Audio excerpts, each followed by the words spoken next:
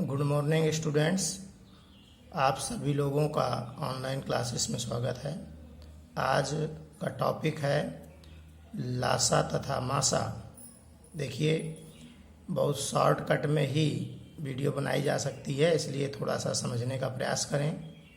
लासा की जो परिभाषा है, लघुत्तम समापवर्तक और एलसीएम भी कहते हैं उसको, हैं, तो वह छोटी से छोटी संख्या जो दी गई संख्याओं में प्रत्येक से पूरी विभाजित हो जाए, लासा कहलाती है। ठीक है। और इसी प्रकार मासा की परिभाषा है, वह बड़ी से बड़ी संख्या जो दी गई संख्याओं में से प्रत्येक को पूरा विभाजित कर दे, मासा कहलाती है।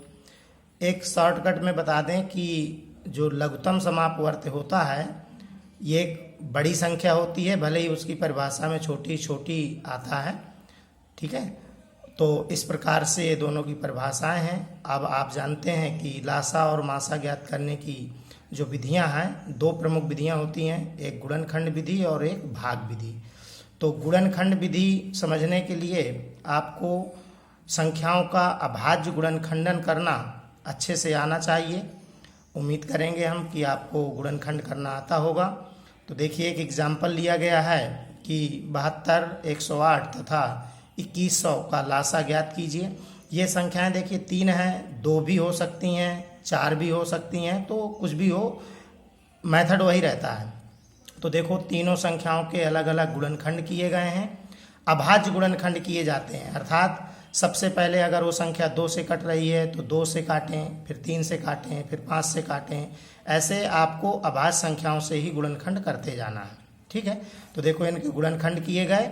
अब इन गुणनखंडों के बाद उनको घातांक रूप में हमने लिख दिया है। यहाँ पर समझाने के कई तरीके होते हैं, तो गुणन घात के रूप में लिखकर हमने समझाया है। तो घात के रूप में लिखने के बाद उनका जो अभीष्ट लासा है, लिखा है गुणनखंडों 2, 3, 5, 7 की अधिकतम घातों वाली संख्याओं का गुणनफल। यानी कि ये एक अलग तरीका है। वैसे हमने क्लास में आपको एक मेथड बताया था कि बड़ी वाली संख्या के पूरे गुणनखंड कर लें। जैसे आपका ये 2100 है, 2100 के आप पूरे गुणनखंड उतार लें। इसके बाद में जो गुणनखंड ना आया हो उसको उतार लें तो भी आ जाएगा। ठीक है।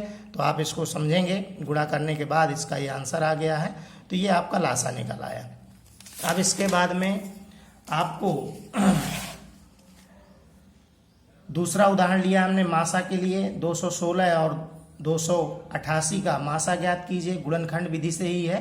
तो देखो, दोनों के गुणनखंड किए गए हैं और गुणनखंड करने के पश्चात फिर इनका मासा निकालने के लिए लिखा है मासा बराबर उभयनिष्ठ गुणनखंडों का गुणनफल। यानी कि ध्यान दीजिएगा, जो दोनों में कॉमन गुणनखंड होंगे वही लेने हैं। ठीक है। तो इसका आंसर 72 आ गया।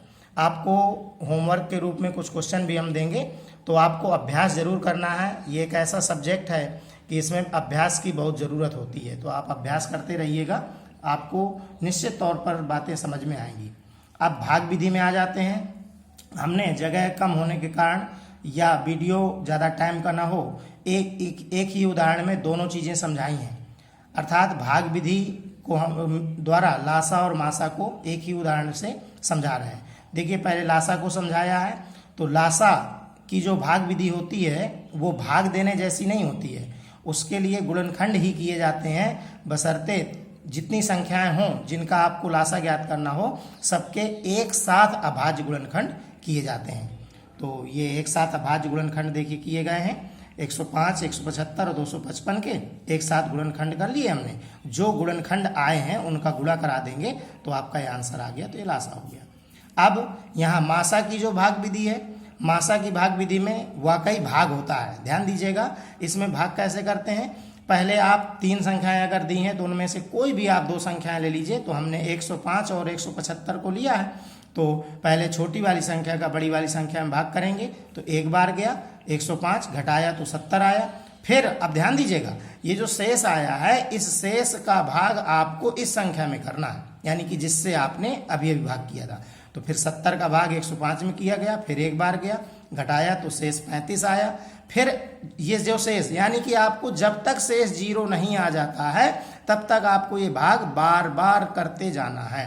तो आपने 35 का भाग 70 में किया तो 2 बार गया, शेषफल 0 हो गया, अर्थात यहाँ पर ये भाग प्रक्रिया पूरी हो गई और 105 और 175 का जो मासा है वो 35 निकल आया। अगर ये 2 संख्याएं होती तो आपका आंसर 35 था, लेकिन अभी आपकी तीसरी संख्या है 255, तो आपको अब जो ये मासा आया है 35, इसका 255 के साथ मासा ज्ञात करेंगे, फिर वही प्रक्रिया होगी, पुनः उसी प्रकार से भाग करेंगे आप। तो 35 का 255 में भाग किया गया, 7 बार गया, घटाने पर शेष 10 आया। अब 10 का भाग आप 35 में करेंगे, तो 35 में भाग किया तो 3 बार गया, 30 आया, शेष बचा 5। अब 5 का भाग 10 में करेंगे तो आपका शेषफल 0 हो गया।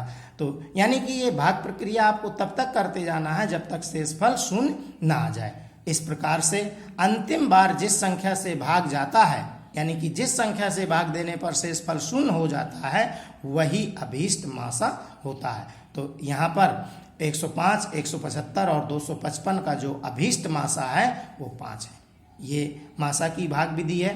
तो मासा की भाग विधि आपको हमने समझा दी। अब आपको इसी क्रम में होमवर्क के रूप में आपको ये क्वेश्चन है, इन क्वेश्चन को आप देख लीजिए। ये 4-5 क्वेश्चन हमने दिए हैं, इन क्वेश्चन को आप ले लीजिएगा और अभ्यास करिए। कहीं कोई प्रॉब्लम आए तो आप कमेंट कर सकते हैं। ओके, धन्यवाद।